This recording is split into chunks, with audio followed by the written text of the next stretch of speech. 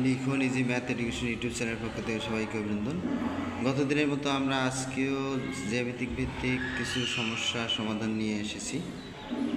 তো এখানে চিত্রে দেখা যায় যে একটি ট্রাপিজিয়াম, কারণ একটি ট্রাপিজিয়ামের একজোড়া সমান্তরাল বাহু থাকবে। যে চতুর্ভুজের একজোড়া সমান্তরাল বাহু আছে সেই চতুর্ভুজটিকে আমরা ট্রাপিজিয়াম বলবো। ট্রাপিজিয়াম এক ধরনের চতুর্ভুজ। তো চিত্রে দেখা যায় যে দুইটি বাহুর দৈর্ঘ্য 30 এবং 50 আছে এবং এখানে উচ্চতা আছে 10 সেন্টিমিটার। তো আমরা জানি ট্রাপিজিয়াম ABCD ট্রাপিজিয়ামের ক্ষেত্রফল হলো হাফ ইন্টু সমান্তরাল বাহুদ্বয়ের যোগফল গুণন h। চিত্র অনুসারে আমরা এখন ট্রাপিজিয়াম ABCD এর ক্ষেত্রফল দেখতে হবে হাফ ইন্টু সমান্তরাল বাহুদ্বয় 30 যোগ 50। উচ্চতা হলো 10, আমাদের 50 আর 30 যোগ করলে 80 হলো, 80 গুণন 10।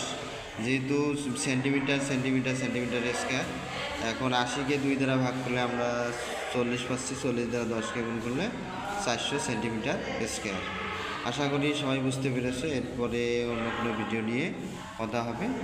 শেষ পর্যন্ত দেখার জন্য সবাইকে ধন্যবাদ।